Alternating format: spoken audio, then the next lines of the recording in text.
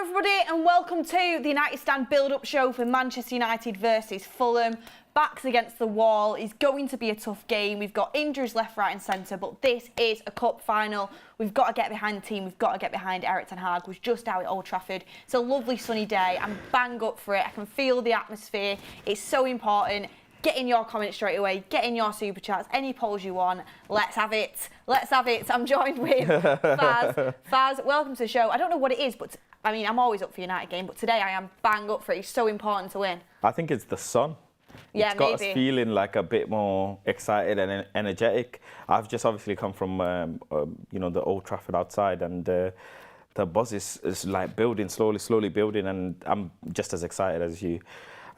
Even though I'm excited, just a slight bit on the back foot because no Rasmus Højlund. I would have been like really hyped up if I was going to see Rasmus Højlund, but I'm still excited to see what the team can do, and hopefully, fingers crossed, we can continue this win streak and secure the 3 points today, because it'll be massive 3 points. It's absolutely huge. I mean, get your initial comments down in the chat, but Faz, first and foremost, let's get into the rumours, because team news will be exclusive here on the United Stand, as and when we get it. Hopefully it'll be soon. But let's get into it. The rumour is that Amari Thorson is going to start today for Manchester United in replace of Rasmus Højlund. A lot of Ahmad lovers aren't happy with this, but at the end of the day, maybe Ten Hag sees Thorson as the next best centre-forward after Rasmus. We don't know. We've not seen much of him. But what are your initial thoughts on that? I've never actually seen Amari Thorson play centre-forward anyway, so I'd be surprised. I'd be very much surprised. I've seen Omari play in the academy before, and he's normally played on the wings. So I don't know. I would have thought he would have played Amad Diallo as a false nine, or even Bruno Fernandes as a false nine, and play Scott McTominay just behind Bruno Fernandes. But that's not the case as well. So we'll see what happens. In the past few weeks, we've had a few rumours that have, gone to shit. Basically, they've not come true, have they? So I don't know. We'll have to wait and see. But I don't see Omari Thorson starting today. I don't see it. The one thing I would say with the thing with Amari Thorson and people saying they want to see Ahmad play false nine. I mean, this is really the same if Thorson plays as well. But Fulham centre backs, it's going to be really tough up against it to play. There's that kind of profile against their centre backs. They're big, strong. They'll shove you off the ball. It's going to be tough for anyone coming into that. Yeah, you would have wanted Rasmus Højlund to play a game like today. You would have, terrorise the defenders, make it hard for them, be a handful. But playing false nine, Man United, we're not really good at playing false nine football as well.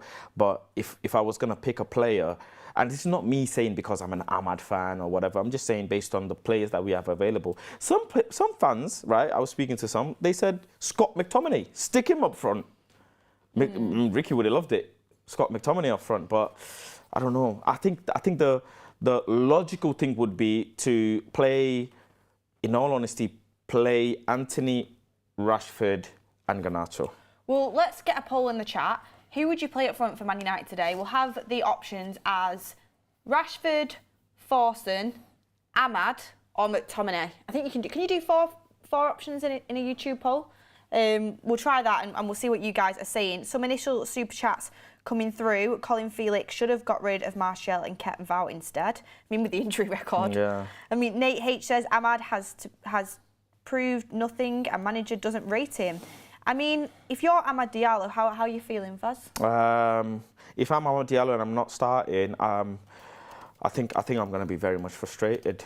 But people have been seeing these odd little clips of him in training and thinking that he's going to be so good for us. But let's be honest, he's the manager who sees more of the players than any of us. So if the manager doesn't feel like he's ready, then I guess he's not ready. But I'd be still upset, because even in a game when some people would say he could come up and get some minutes and just see out the game, he's not even been given that opportunity. So it's absolutely 0 minutes for him. And players who've not been in the first team are coming through and getting in ahead of him. So I'm interested to know why, but we'll just have to wait and see. Yeah, we will have to wait and see. Let's see how that poll goes in the chat as well. Didn't have an option for McTominay, which is but so for annoying. Me as well, Wait, poll? Why have we got Garnacho in it? I asked for Rash. No, Garnacho's not going to start up front. Rashford, Thorson, Ahmad or McTominay. McTominay is a bit more of a divisive one. I want to see what people say. So change the poll up. Change the poll up. Sorry, Matt, but I want to see McTominay in the poll. I really need to see Anthony start today. Really, because I think a lot of fans are scared of that happening in a way. Which, whether you agree with that or not, but a lot of fans would rather play Forster and Ahmad over him. Sure, but the feeling at the moment. But Anthony, like the sheer amount of pressure that's on him, he needs to perform in moments like today. There's injuries, you know, and there's lacking squad depth. He needs to really step up. Because if we're yet again relying on, and of course I think Amad Diallo, you know, warrants some minutes for sure. But I'm saying in terms of Anthony in the pecking order of football in the club, based on first team players, he should come ahead and he needs to show what he can do. If he's not been given the minutes to the point, you know, when there's injuries as well, what if in the future he comes out and says, oh, there was injuries and I still didn't get an opportunity? Like, if he plays today and he doesn't perform, then that's another bit to say Anthony's not Man United level.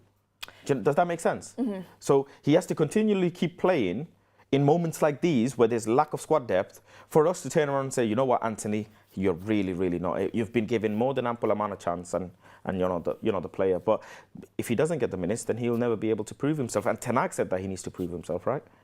Yeah, I mean, Ten Hag did say that he needed to prove himself. Get in your comments in the chat what your thoughts are on Anthony. I just think this season it's been a complete write-off for him. Like, I don't think I've seen a good performance out of him. Last season you saw glimpses, but this season it's been super poor, and even off the bench it's been poor. So I think he will get minutes today, and you know, with Højlund out, it's an opportunity. Obviously we're going to massively miss Højlund, it's a huge miss, but it's an opportunity for some of them forward players that have been underperforming a little bit to really show up and make a difference. I mean, Rashford's another one who, to be fair, I think he's been playing quite well recently, but time for you to step up, do you know what I mean? Like, this is time where big characters need to step up. Who should start up front? Get your answers in the poll. Out of Left back Rashford, as well. Rashford, McTominay, Forster and Ahmad, who would you start? Oh, McTominay. As mad as it sounds, I'll start McTominay. Really? Yeah. Wow. Okay, I'd probably start Rashford, to be honest, but it's. Then it's Rashford gets to play his favourite position. Garnacho gets to play his favourite position. And with McTominay, he's already been like a second striker at times. So in some games, he's higher up than Rasmus Højlund. So, and he's physical as well. So I think, yeah, he's got decent aerial ability. He's got decent long-range shot. He's right areas to score goals. And he's in form, so why not? Yeah, I mean, McTominay, it's one of them where I think you would think it was going to work based on what he can do, but realistically, he has no experience of, you know, getting in behind, you know, I mean, I think he has got the attributes, but in terms of, I don't know if it'd work as an out-and-out centre forward, to be honest, but it's something that you could definitely I mean, he's just for one game, isn't it? Or a couple of games anyways. I think I'd rather play a forward player as us up front, but Anthony false nine? No. No? In terms of, the good thing about Scott is at least he can win the ball and hold it up for you.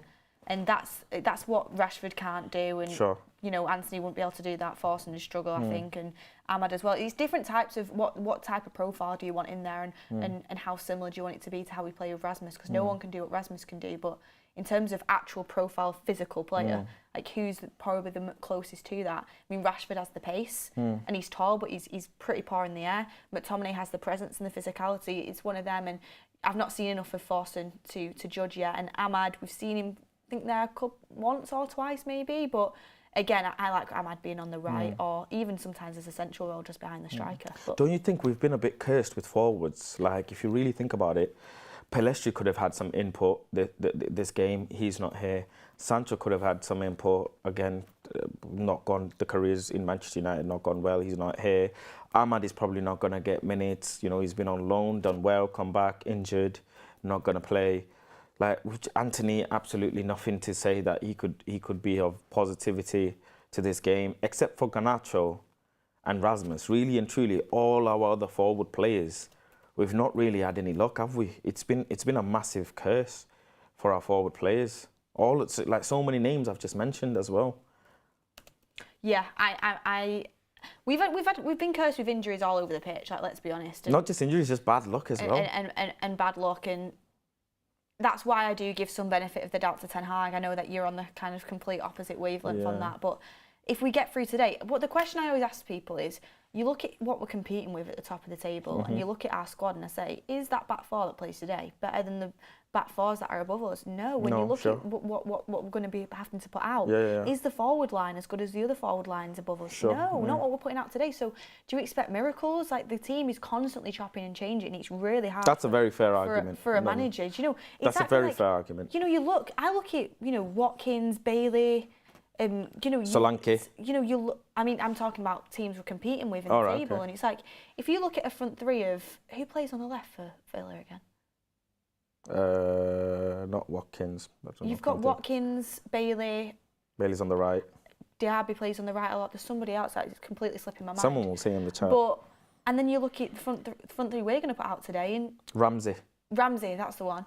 So you look at it and you think, what has the better opportunity of scoring your goals? And realistically, it's Villa, and we're competing with them. And then you look at what Spurs can offer up to you as well, and you look at the form that they're in. It's tough. So I think the front three of Rasmus, Garnacho and Rashford was really gelling. We saw the stats. I think everyone saw the stats that came out about that. We were unreal. We were doing so well with them in the team.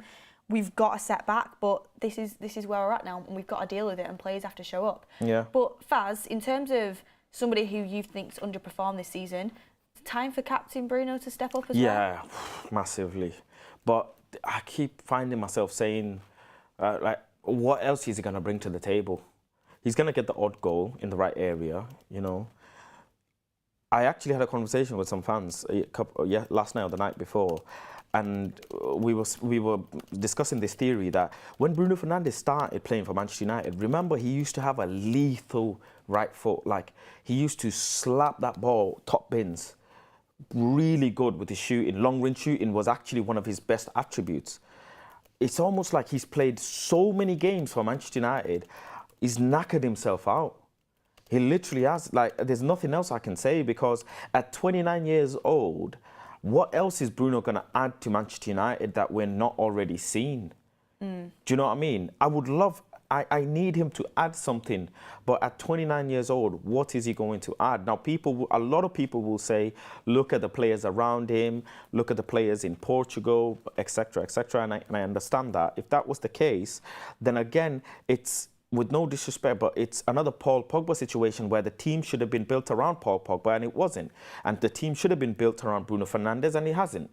It really hasn't, because if people are going to blame one thing or the other, and always going to come down to, well, it's the players around him, look at the players he's playing with.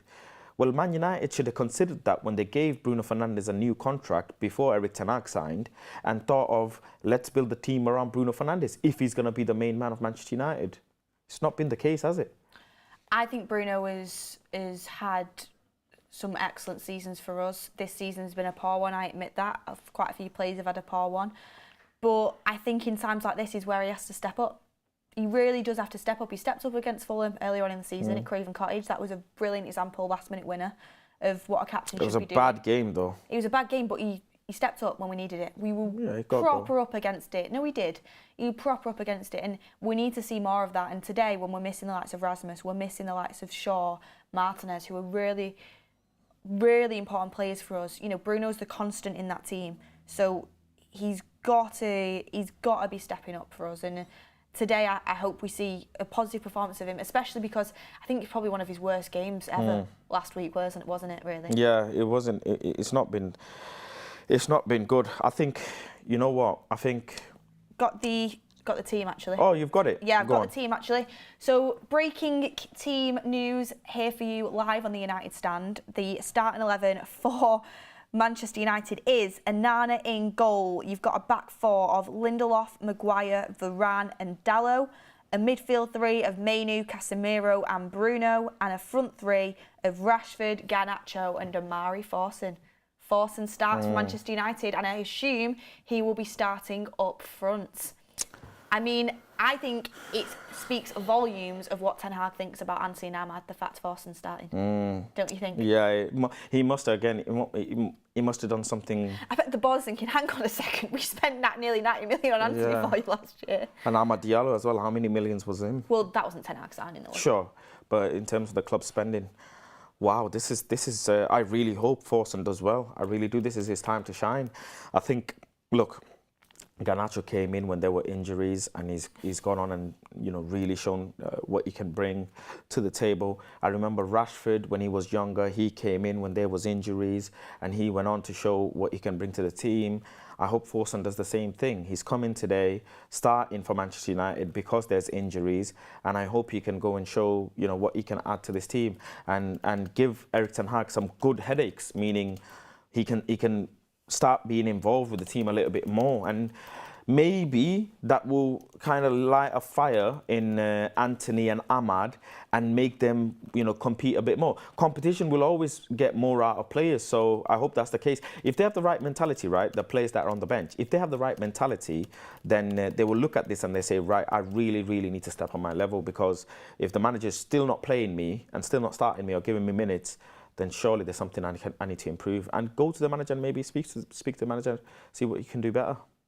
Yeah, exactly, and that's the most important thing. It's like, you look at this situation, and there's a reason why Erik ten Hag has started Forson ahead of these guys. I am a massive fan of Amad Diallo, I've got to be honest.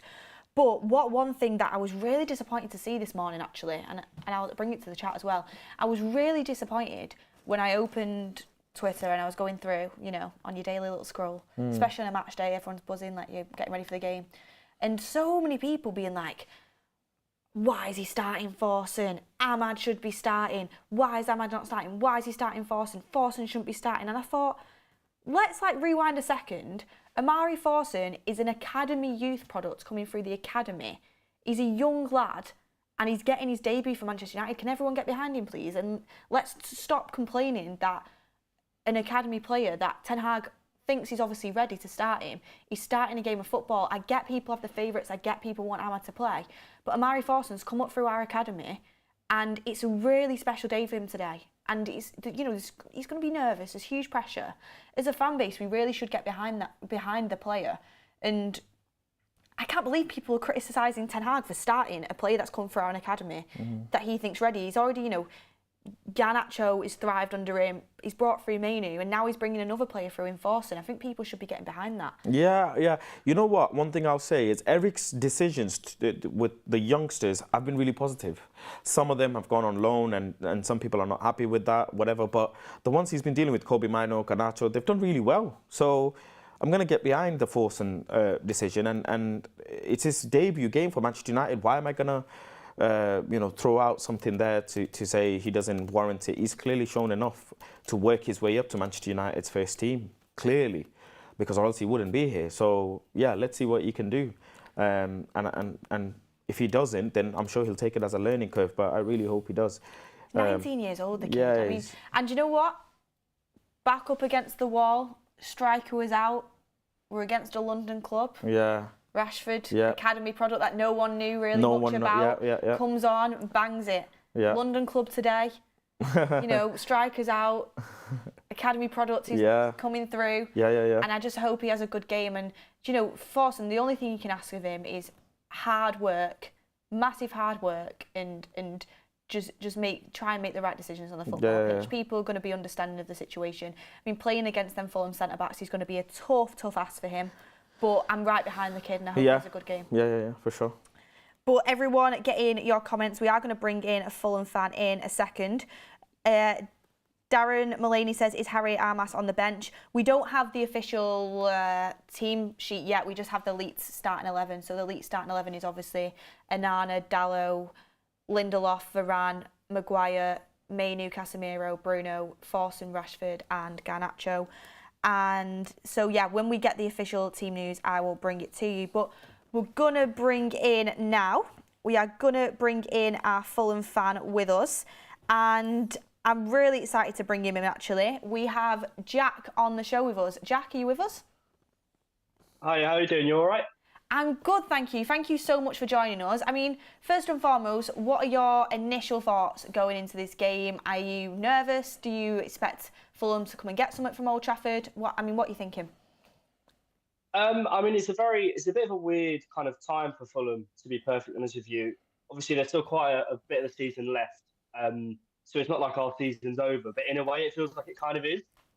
Obviously, we got knocked out of the Carabao Cup semi-final.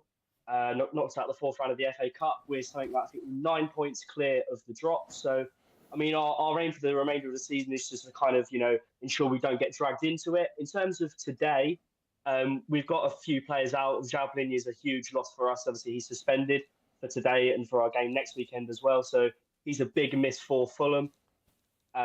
Willian might be out as well. He's probably our most creative winger. So, we're not going into it with much confidence, but obviously we saw yesterday, obviously Rasmus Højlund's not playing for you guys and he's been in fantastic form. Obviously Luke Shaw's out as well. So, and we always seem to have really close games with Manchester United and we just, we battle really hard and then we always maybe concede a late goal, or last season when we got 2 red cards in a minute in the FA Cup, we always seem to kind of throw it away. So, I mean, I'm expecting a close game, but I'm not overly optimistic. Yeah, I understand that point. I mean, from who you think is going to start for you guys today, I mean, who are you going to have your eye on? Who do you think can turn up today? Obviously, Pereira, ex-Man United player, who's doing quite well for you guys. But, I mean, if Willian doesn't play, that's huge for me because I think every time I watch Fulham, I think he's great. I mean, I don't know what you guys think. You have a couple of the players that I have my eye on as well in some players that I think are actually, like, they've got a lot of potential. So for you, like, who have you got? Who do you have to kind of put in a good performance today? Well, I mean, our striker at the moment, Rodrigo Muniz, has, in his last 3 games has scored 4 goals. He's kind of come out of nowhere, to be perfectly honest with you, in a position that we've really struggled with over the course of this season after losing Mitrovic in the summer. So he's coming into the game in really good form. Obviously, Willian, we've already mentioned, is fantastic. If he doesn't play, it'll probably be Alex Iwobi on the left, coming back from the African Cup of Nations, who was a signing I was very sceptical over in the summer, but creatively he's been fantastic for us in kind of bringing the ball forward and creating things for players. Anthony Robinson is a fantastic fullback for us who often gets down the flank and puts good balls into the box. He's the player I have my eye on, to be honest. I think Robinson's a really good left back. Yeah, he's really improved his game. He was solid for us last season. But there was a couple of times defensively where we were maybe a little bit concerned with him, but he seems to have, proven himself a little bit and, a little bit more experience in the division. He looks quite strong. So he's a really good player for us on the left-hand side. But as I've already mentioned, that Palhinha gap, Fulham don't have anyone who's kind of anywhere near his level in that middle of the park. So it's a huge loss for us. And whoever plays in that midfield when the team gets announced at 2:00, I mean, I'm sure they'll give it a good go, but we don't have anyone who's anywhere near the level of João Palhinha. Yeah, João Palhinha is absolutely massive. I actually forgot he was suspended. I knew he was the other day, but it completely slipped my mind. So you've made me happy all over again, to be honest with you, because he's massive for you guys. But Faz, do you have anything you want to? Yeah, I wanted to ask Jack. I wanted to ask Jack. You guys have scored some really good goals against some big teams this season already. You've scored a couple of goals against Liverpool, earlier on in the season. I think you've beaten Arsenal as well, haven't you, at home? Yeah. Some massive results, those. Even, I think, what was the Liverpool score? 4-3, if I'm not mistaken? Yeah, we're 4-3, yeah. Yeah. So it's still lots of positives to take in terms of you guys can score against big teams. Now you have this young striker who's, I think, scored 4 goals in his last three games. And our centre-backs, the partnership at the moment isn't there because of injuries. Even the left-back, for example, we don't have our preferred left-back. Do you think Fulham in today's game are going to come out with a lot of confidence that let's get at Man United, even though we're away from home, let's not sit back, let's try and be aggressive from the start? Yeah, absolutely. I think that's the one thing that we can credit Marco Silva with, is that we don't go into games fearing anyone, and we will absolutely give everybody a game, as we've kind of shown against you guys a few times last season and also this season at Craven Cottage as well. We always give it a go, and we're not really a team that's going to try and sit back and frustrate a team and come to the ground looking for a point, albeit we would take it after 90 minutes. So I would expect a Fulham team to come out with confidence. They would have seen, obviously, you've got no Højlund, no Luke Shaw as well, and Marco Silva will look at kind of areas where can Fulham exploit, and that obviously that left-hand side without Luke Shaw or our right-hand side is an area that we can use, to try and get at Manchester United. And I think that Fulham can get a little bit of joy at this Manchester United team. I think you're in a fantastic run, but you have kind of shown that defensively you do have a couple of frailties, and you are prone to conceding a goal.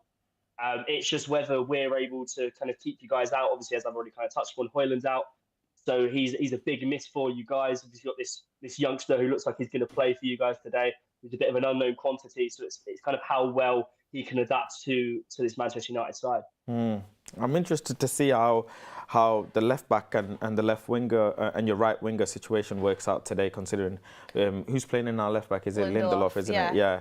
And it'd be, what is it, Deco over Reed for them? I'm sure, and Reed, from when I've seen him, I think he's great on the break. Sometimes his final decision making isn't where it should be. This, obviously, I don't watch Fulham every week, but when I watch them and when I see him on Match of the Day, sometimes I think, oh, just that final pass, that final ball, maybe he can improve on. But I think he's definitely someone who can give Lindelof a huge problem, and I think Marco Silva will obviously be looking to target that. I actually really do rate Marco Silva as a manager as well, by the way. Just thought I'd throw that in there. But before we get team news out, I always ask this question to our guests that come on. If you could take one Man United player to play for your Fulham team, who would you take? That's a question, isn't it? I mean, I think our big issue is putting the ball in the back of the net. To be perfectly honest with you, so it would be someone in that attacking, one of those attacking areas. Who would I pick? Because I mean, pretty much any of them would probably go into our start 11. To be perfectly honest with you, if I was to pick one, I'd probably pick, based on recent form, I know he's injured today, I'd probably pick Rasmus Højlund, just because. I know Rodrigo Muniz is, in a bit of a purple patch for us, but no Fulham fans kind of expecting it's going to continue. Raul Jimenez has been okay this season, but he's not a long-term solution. Armando Broja is coming on loan. He's another short-term solution. So we are desperately in need of a number 9. So I'd probably go with Rasmus Højlund, yeah. Yeah, I like that choice. Yeah, I like makes that choice. sense, to be honest. They got Andres Pereira in there, Willian in there, Deco over some good players in there already. So I'm not surprised he picked Rasmus Højlund. Yeah, neither am I. I mean, a lot of times, the most common answers we get when I ask people are Bruno. Or Rashford, isn't it? He was Rashford last season, not as been much this season, but a lot of people say Bruno. A few people said Luke Shaw actually recently, but you've got Anthony Robinson, who's very good as well. But I mean, final predictions. What is your final score prediction for the game? I think we'll give it a go. I don't think we're going to get completely turned over and we're going to completely embarrass ourselves. I think we will score, and I think we'll kind of see a very similar thing that kind of tends to happen whenever we play Manchester United. We give it a good go, we score a goal, but we just lose out narrowly just because of the quality. So I'm going to go 2-1 to Manchester United. I know that's not very optimistic of me, but I'm not very optimistic. So. No, I think that's quite realistic, to be honest. I don't know why. I mean, this might come back to bite me. Even though we've got issues, I'm still confident we win this game, and purely because it's at Old Trafford, really. Purely because we've got the Old Trafford crowd on our side. It's a nice day, and I feel like we're in a position where we have to win it. But Fulham, even against Villa last week, it's a close game, and they're a very good side. So it's going to be edgy, and it could be an upset for us today. I definitely wouldn't write Fulham off, but I think that's a good prediction there. But Jack, thank you so much for coming on, and thank you for your thoughts. We really do appreciate it. And go and check the Fulham 11 because it's out now, and you'll see who's playing in midfield for you. Great, cheers, thanks guys. Thank you very much. Bye. I mean, Faz, quickly going to go and check the Man United bench situation out. We already had the 11 brought to us by Sam, our amazing reporter Sam, who went and got that news for us early here for you guys. But the starting 11, obviously, because Sam is always right, is correct, and we got it dead on. And the substitutes are Bayinde, Evans, Kumbuala, Ahmad, Amrabat, Collier, Ericsson, McTominay and Anthony. So a new name in Collier comes into the squad and the bench for Manchester United. But guys, if you have any of your thoughts on the starting 11 or anything you want us to discuss or just a hot take that you want to get out, please make sure that you super chat us in the show. It really helps us out and we can follow the discussions through the community as well. So thank you for that. And I mean, Faz, initially, any thoughts on the full lineup? I'll go and get Fulham's. Well, again, it's one of them. He's going with the best lineup that he could. Like I said, I'm going to get behind Omari Forson, and I hope he can show some bits. But I won't be surprised if I see Anthony come on or Ahmad come on in the second half. Actually, thinking about it now, Cambuala's in there as well. Evans is in there as well. Players who've had some good performances this season. So not all hope is lost. It's just a little bit on the back foot because no Luke Shaw, no Rasmus Højlund. But Man United have figured out answers before, and I'm sure we'll figure out the answers today. And the crowd will get behind the team. I'm sure, considering, you know, unbeaten in 2024, as you like to say, the crowd will definitely get behind Man United. I didn't sense outside the stadium that there was any sadness or people are feeling a bit down. Everybody seemed upbeat. They still seemed upbeat. So yeah, I think it'll be good. I'm okay with the bench as well. It is what it is. You'll have to go with what you have. Yeah, I get where you're coming from on that. And in terms of Fulham starting 11, it is Leno in goal, who is a very good goalkeeper. Castagna, Tosin, Basie, Robinson, Reed, Lukic, Wilson, Andreas Pereira, Iwobi and Muniz. So, yeah, it's a strong team. It's still a strong team. They don't have Willian. Willian isn't available, so for me that is great news. But then you look to the bench, they do have Broja to bring on. Reed's actually not starting, which is interesting. You have Iwobi there, and it'll be... I don't think this is going to be a walkover. I think it's going to be tough, but I do see Man United getting the win. What I can see in that team, though, is a lot of physicality. You know, when you look at their centre-backs, when you look at even Iwobi like playing in them forwards positions, it's a lot of physicality, and we're going to have to battle today. And that's where Man United need to be up for the battle. We've got some players in there that maybe aren't the most physical, but they need to really put in the work today. Don't they? Yeah, like that's the thing. Winning aerial duels, winning your 1v1 duels, your ground duels, making them forward passes, and you know, countering them when we get the opportunity. I'm still sceptical of how Manchester United are going to get the goal today. Obviously, because Rasmus is not playing. If Rasmus was playing, I could have, you know, gone into the game thinking this is how we're going to score. But with no Rasmus, I actually don't know where the goals are going to come from. But like Ricky says, right, when the player is not on, when a certain player is not in the team, other players will end up getting chances to score. And the thing is, we've done that last game. You know, Bruno got 1v1 chance. Garnacho ended up with a 1v1 chance. Rashford had a shot on goal, you know, a couple of good chances. So I'm sure we'll create the chance today. It's just we won't have Rasmus Højlund in the centre to finish it. It'll be Omari Forson who'll have to try and work things out. But you never know. Actually, the thing is, you never know. Omari Forson... We're assuming he's going to start up front, but he might be starting on the right and Rashford might be up front. I think he will start up front. Very true. But it's just I've never seen him play the centre position. I just haven't. Not even in the academy. I can't remember anyways. I've never seen him as a centre forward, but he brought him on in the Wolves game to play that role. And I think he's going to use him like that again today. I think that's where he will play. But obviously we've got Toby Collier on the bench, 20 years old, obviously come through the academy again, defensive midfielder. Do you think that's in case of Casemiro? Yeah, must have been.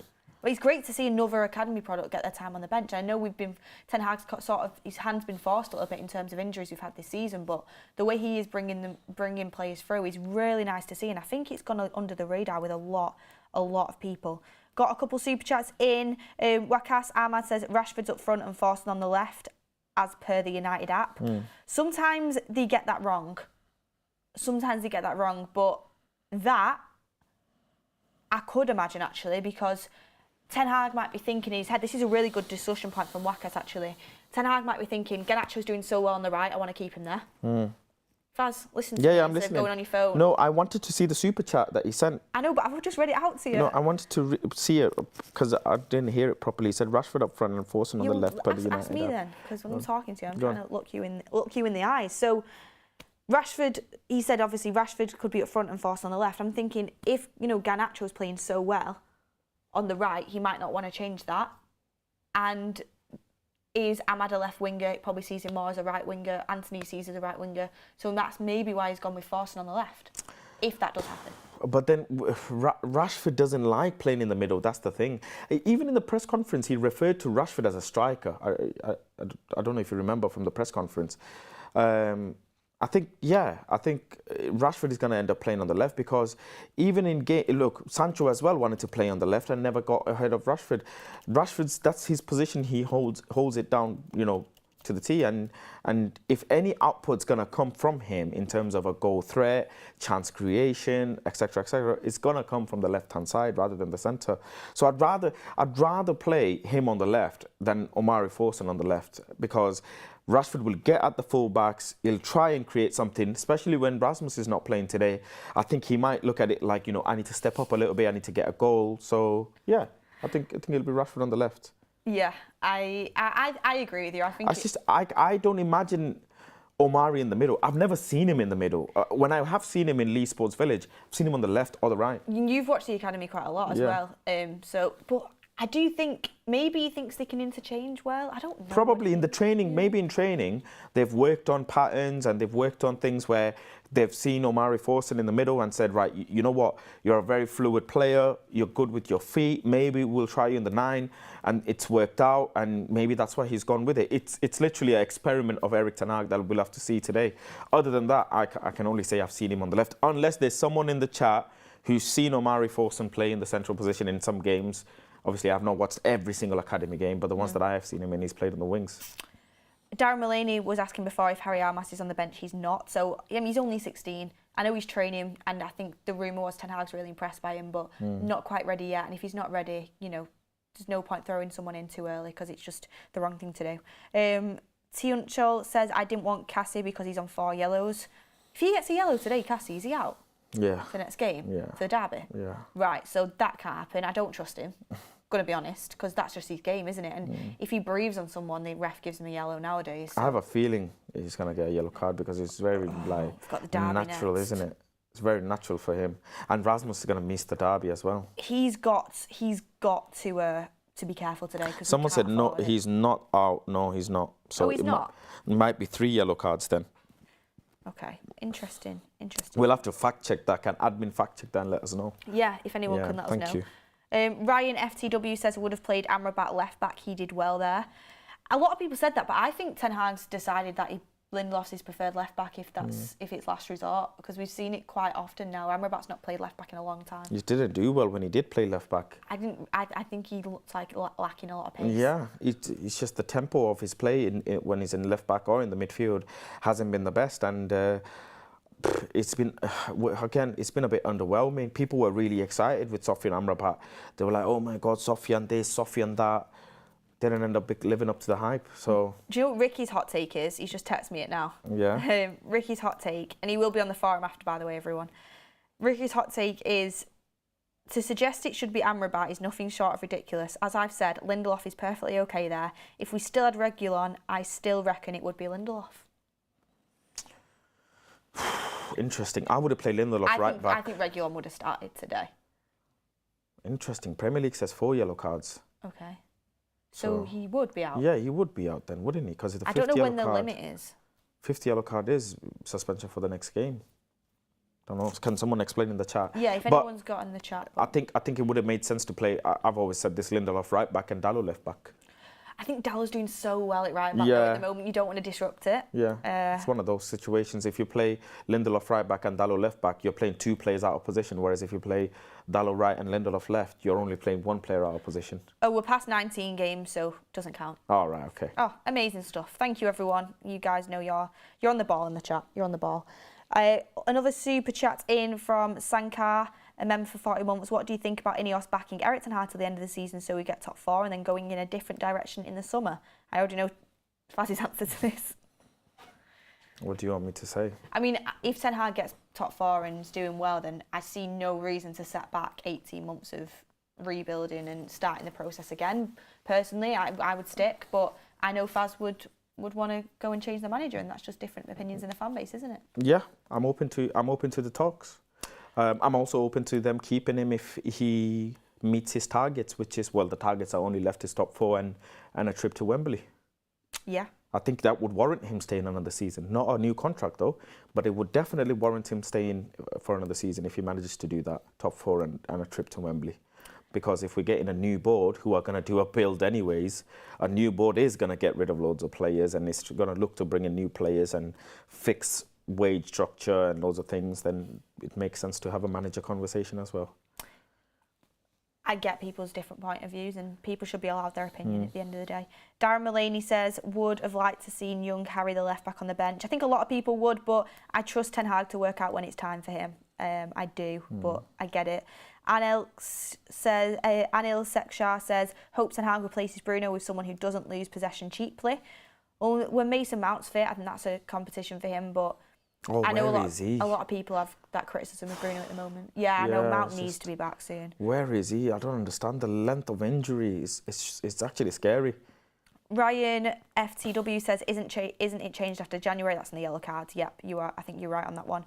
Nick Cantar said, Beth's right. Nick, always appreciate your super chat. Thank you very much. Glennie says, it's now a 2-match ban for 10 yellows instead. Okay. So the rules just so much.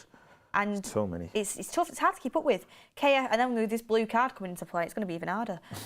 How many blue cards is it until, you know what I mean? God. KFJ says, force and assisted Manu versus Wolves 2. That was a really clever bit of play, actually. He made that nice run as well to take the defender away from him and open up the space for Manu. Mainly did majority of the hard work at the end. He nutmegged the player, dropped the shoulder and then finished. So, you know what? He'll be a great, top player to watch out for today as well. He could end up making some moment of magic. I don't know. Even Casemiro, don't forget, he's our best threat in set piece, isn't he, Cas? Yeah. So he could get involved with maybe a goal as well. So it's not just the front line. Don't forget, could be Casemiro or Kobe Mino getting a goal today. Yeah. I mean, everyone's got to pitch in.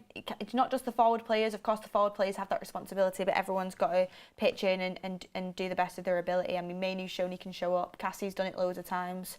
Bruno needs to step up, and even Dallo sometimes. Yeah, they're still positives, honestly. Yeah. You said Bruno had a finish against Fulham in Craven Cottage, which was great. Dallo's had a winner this season already. Mino's had a winner this season already. Casemiro was our top scorer at one point. These are 4 players that are not even in the front line. Then you come to Garnacho, who's had so much positive output this season. At times, he's had an odd, shaky game, but no, lots of positives there. Lots of positives there. So even producer Ryan nearly headbutted the TV when Johnny Evans scored a header, and he was ruled out as offside, I think it was. So look, there's positives there for sure. So I'm sure someone else will get a chance in a game of football where we'll be able to finish the game. It's just, I think today, more than finishing and creating chances and scoring, even though scoring wins you the game, I want to make sure we defend well, because if we concede the head drop FC, I can't deal with Manchester United head drop FC. Just defend well, keep it tight. Yeah, that's what I'm saying. Like, I can't deal with it. That'll just send me. Because even at Wolves, we had moments where we could have gone down that road, and we kept fighting. Yeah. And that's what I have seen in this team over a lot, like in the last few weeks especially, is fight. Yeah. I've seen that there, and giving everything, and that's what's important. Of course, the final product is been lacklustre in a lot of times, and the final decision hasn't been there, but I've not seen anyone give up. I've seen continuous fight, and that's the bare minimum of what you expect at Manchester United. So. Yeah. I just don't want to see us concede an early goal or a late goal and start, putting our heads down, because there's some of the key players are off. I think if we get 1 or 2 goals in this game, we'll definitely be able to see out the game. Just don't concede, early. I think that's one of the most important things today. Because as soon as you concede early, that head drop FC can creep in. No, of course we've got to keep tight, and we will score at Old Trafford. It will come, I hope. Yeah. So I always believe we've got a goal in us at Old Trafford. So keep tight and start the game well, and start as you mean to go on. By the way, what do people think of this, the camera angle from behind Faz's head? Sort of, that there's a camera there, Faz. What? Look at it. I never even knew. Producer, put the camera on him now. Look at it. Look into the camera. What do we think about that? It's new. I'm not sure if I'm feeling it personally, but let me know. Whoever decided this, I'm sorry, this is shocking. They're taking on their... This is horrible. They've gone Quentin Tarantino. Because if you pan in the camera from that angle, firstly, I should be blurred out and the focus should be on Beth because it's pointed at you. But you've made me look like a right knob on yeah. You are blurred out, apparently. Well, looking at the TV screen, I just look horrendous. Someone said it looks like The Office. Yeah, it's okay. It's all right. But, yeah, everyone, I mean, get in your comments. Right, okay, here's one for you. Let's see who's right on this. Who will be the first scorer for Manchester United today? Get in your super chat in on that and let us know. And why? Casemiro. You think? Yeah, Cassie I have a turns up weird today? feeling. Like, I have a weird feeling today. Casemiro from a Bruno cross or free kick. I think Cass gets it in. Let's not forget Scott McTominay's there as well, coming off the bench. But I just have a weird feeling Casemiro's going to do something today. He's going to get a header or some sort. He's going to be in the right area, right time. Anthony's birthday goal? I don't see it. He likes to score on special days. He scored on his debut, Yeah. remember? So maybe on his birthday And then he I might can't come on. remember after that. And the Barcelona goal. Was fantastic, Yeah. fantastic. It's mad 'cause the I Man always City see goal that, was 'cause fantastic, that but even Barca though we game lost that was probably game. like one of my favourite games of last season. He was so crucial in that, and it's just he needs If Anthony scores, it would be massive boost for him. Huge boost. Yeah, I think Casemiro. I'm going to go with Casemiro. I don't know, just get gut feeling. Casemiro's going to get. And funny enough, imagine Casemiro gets a goal and I'm here, like I could have put a bet on, but I'm not a betting man. Yeah, I mean, I might do a cheeky little one. Sun's out. I'm even going to treat myself to a little. I might treat myself to a little cider as well at the game today. I'm in a really good mood today. Yeah, I don't know why it is. yeah, it is. It's really It's nice the weather. outside. It's the vitamin. Vitamin D. I had a. How do you say it? Macchiato? A macchiato. Macchiato. Yeah, I had one of them. Lovely. Yeah, I spoke to some French Man United fans. Well, they're not Man United fans. Some of them are, but they've come all the way from France to watch Manchester United today, and they gave me some nice score predictions as well. Some of them are big Rashford fans, and I said, Rashford for Mbappe. Let's make it happen. Let's make it happen. I was trying to negotiate with them. Rashford If for only Mbappe. it was that easy. If it was, do you know what I'd do? I'd send Ricky over to negotiate. Honestly, that guy can persuade. Scott McTominay's never leaving the club. Sometimes I go home thinking, oh wait, actually, and then I'm like, no, Beth, get yourself out of it. But no, yeah, it's a good day. It's a good day. But I actually think Bruno will score first, not because he's not because he's one of my favourites or anything like that. I just think he's got I think a game today, he's going to turn up. I have a feeling. Got my trust and faith. I really hope so. I did actually do players to watch for today's game. I picked 3 out for us to talk about. Okay. And I predicted the future because I predicted Forsen as one of my players to watch because I knew he was going to start. The source was good. The rumour was, I feel like, going to come into fruition. So, Forsen, for you today to come away from the game thinking, you know what, this kid has a bit of a future. I mean, it's really early days, but what does he have to do for you? Look, I think one of the most important thing is for him. He's a bit of a dribbler, but when he was playing in the wings for the academy, I think for me it's just take the ball from the defenders, keep it moving. I don't think he's going to be capable of winning physical battles with the Fulham defenders. So I don't want him to get into those physical battles. I think just be in the right areas and keep the ball moving. And I think it would be better if he plays with the wingers and tries to get the wingers involved to get the goal. I don't think, obviously, from I'm just like almost presuming how the game's going to go, but I don't see him being that clinical number 9 who's going to be able to get a chance from Rashford or Garnacho. So I'd rather him be the kind of central player that the wingers play off, and he can set the wingers up to get a goal. So I'd like to see that, really. Or even Bruno Fernandes, maybe. That would be nice to see. But or if he's not got the ball, maybe drag a defender with him, create the space for Rashford, create the space for Garnacho's left foot, or Bruno Fernandes to get a goal. So that would be nice to see, yeah. Here's an interesting one for you. From, I've just seen it, actually. The United Stand have just tweeted it out from Ron Lennon here.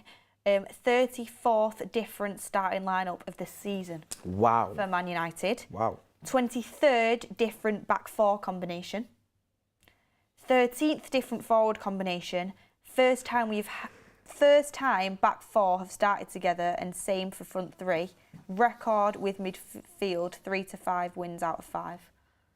I mean, I don't even know what to make of them stats, but so record with midfield 3, 5 wins out of 5. So the midfield is the constant. 5 wins out of 5 with the Bruno, Casemiro, and Mainu midfield. Yeah. But first time back 4 and the same front 3 have started. 13th different forward combination, 23rd different back 4 combination.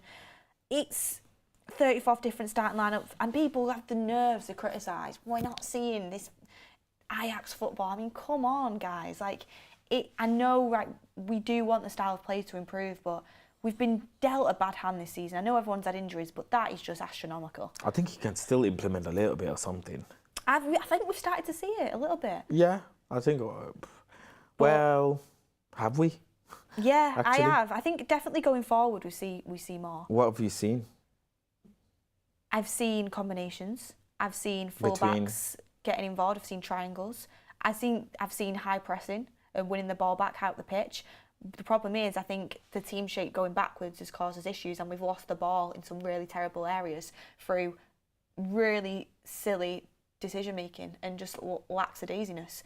Ten Hag can't control if someone makes a terrible pass. Ten Hag can't control if someone passes the ball back to a Luton player. Like, sometimes we need to improve. I get that, and we need to do more. But I think, I think people don't realise the severity of where this squad was at and how much we actually do need to improve it as well. Like, our players aren't, like, our squad as a whole is not got depth. But yeah, so that's my opinion anyway. It's interesting. I think we've definitely turned in terms of our results, and we're getting goals to win games. Football, really, but yeah. I think survival football. You know what? Yeah, you've taken the words out of my mouth. There's nothing else I can say to that. It is survival football. It's wins, and if the wins help us get to top 4 and see the season out, then so be it. I don't see Erik ten Hag going another season if he comes out of top 4, because Van Gaal got sacked for the same reason, and he won a FA Cup. Yeah, but we're in a different moment of time right now. I don't think even though they should be, I don't think the standards are where they're at in terms of, back then we were still holding on to what we were under Sir Alex, and we still should be aiming for that. But now I think it's different. I think if Ten Hag wins an FA Cup, I think he survives. But I do think top 4 is the most important in this. In terms of financial. Or Champions League football at least. Yeah, financially, yeah, for Manchester United. But another player to watch that I put on the list, someone who I think has been doing well in recent games, his best spell of the season so far, and is a senior player that really does need to step up in times like this. Marcus Rashford. Okay. Obviously, since that Belfast incident, I think he's been playing well. People have different opinions, and I know a lot of the fan base are really wanting to see a lot more from him. He was he carried us a lot of last season. He was our go-to guy. He's not been that for us this season, but Højlund's been heavily clutch for the last few games. Garnacho's had his moments where he's been really reliable for us. I mean, he has been reliable. Is it time for Rashford to step up to the plate? It's always time for Rashford to step up. From the start of the season, he should be absolutely firing. Like, teams should be looking at our starting lineup and say, well, the number 1 player that we need to be looking out for is Marcus Rashford. That should be the player. Like, he's always a threat. He's always going to cause problems, and it's not been the case. It's just not working. There's just something not clicking with Marcus Rashford. He's only got 5 goals this season, if I'm not mistaken. And what people say is he's been performing good. Like, he's 26 years old. He's been playing for how long for Manchester United? The amount of minutes he's played for Manchester United, right?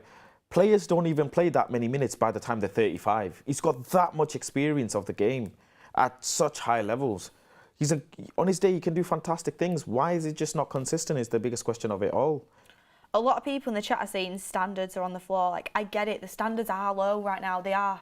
But you've got to understand where we're coming from and what this team's capable of. You don't just go from a team that's in and out of the top 4 and not playing good football to overnight being, title contenders, contenders in every cup and playing fanciful football. It just doesn't happen that way, especially with the transfer windows we've had. So time and patience, I feel like, is needed, but it's just whether that is allowed, really. But yeah, Rashford was another one. And then the last player to watch I had, we've spoke about him quite a bit already, is Bruno Fernandes, because I think obviously it's just a game where, as the constant, as the captain of his team, it's important that he plays a good game, and especially because he's coming back off a lot of criticism in that Luton game. I mean, I'm a big Bruno fan, but I could not defend the Luton game. He was so poor.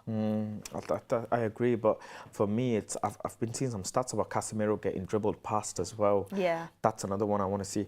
Not because I'm like concerned with Casemiro, but a lot of people are now like. I take an active approach of speaking to other Man United fans, right, and what did they think of what's going on, just so I can get an understanding of how I'm thinking. A lot of fans are now saying, well, we shouldn't have never bought Casemiro. And I'm like, wait a minute. They're like, we shouldn't have bought Casemiro. Casemiro is the type of player you don't buy if you're rebuilding. He's the type of player you buy just to, you know, come in and do a job and hold up a standard of level because you're going through a rough patch. But really and truly, if you're building a team, if you're building a squad, do you really sign Casemiro? And I was thinking, I actually don't agree, but then I understand what the angle fans are coming from as well. And the dribble pass situation, the start, it's just starts kind of be, you know, written in a way and portrayed in a way to make a player look good, great or bad. So, yeah, but Casemiro, I think he's been pivotal. I want him to continue. I really think he's really, really good, and the experience he brings is worth his weight in gold in Manchester United for sure, especially for the likes of Kobbie Mainoo. And the way that, you know, him and Kobbie Mainoo have been working together, I just want to continue seeing that, because Amrabat was supposed to be the player playing with Casemiro, let's not forget. And people were so excited with Amrabat. So when Amrabat hasn't worked out, and Casemiro and Mainoo are doing it, then let this continue. Mainoo's so important. Yeah. Who again? Now, see, that's the Mainoo. Sorry, but Mainoo, Garnacho, Martinez, right? These are the players you build a squad around. Yeah, I mean Rasmus Højlund as well. Casemiro's 32. You're not building a squad. No, you're not building a squad around him. There's no disrespect to him. You're not building a squad around Varane, Lindelof. I'm sorry, but not even Onana. Right, he's just a goalkeeper. Funny enough, Wayne Rooney said that goalkeeper is the most important player in the pitch. Actually, he's quite a young keeper, really. Yeah, he's a young keeper, but again, you've got Martinez in there. So if you build a team around a centre back line around Martinez, then you're gonna get ball playing centre backs anyways. Like Dalot, Martinez, Rasmus, Garnacho, Kobbie Mainoo. These 5 players are the crucial players of Manchester United that you go in and build the team around. And you add players to add to their arsenal and to enhance their performances. I'm sorry, but it's not the likes of Bruno Fernandes. It's not the likes of Marcus Rashford. Not how they're performing now, anyways. Yeah. Lastly, in the show, get your super chats in on your hot take prediction going into this game. Something that's going to happen in the game that you're predicting is going to happen, and we'll read them out. And also, how many minutes do we think Ahmad's going to get today? I'm going to say 10. Oh my goodness, I actually think 0. Do you think? Yeah, I just don't think he's got a career in Manchester United under Erik ten Hag. It doesn't seem like it at all. I think it's early to say that. I think it's too early. Yeah, but there's so many opportunities for him to give, like even 5-6 minutes, he just doesn't give it to him. 5 or 6 minutes, nothing, zilch. So Pelestri was the same, isn't it? And look, Pelestri's been sent away. The one thing you can say to Erik ten Hag, he thinks on his own 2 feet, and he's not listening to the outside noise, which I think is really important. You want a manager with a backbone, which is, I feel like, what we've got. And he even said in his press conference, you know, I'm not expecting players to come in that I don't want, because that it just wouldn't work. We have to work together, and that's exactly how it should be under the new board.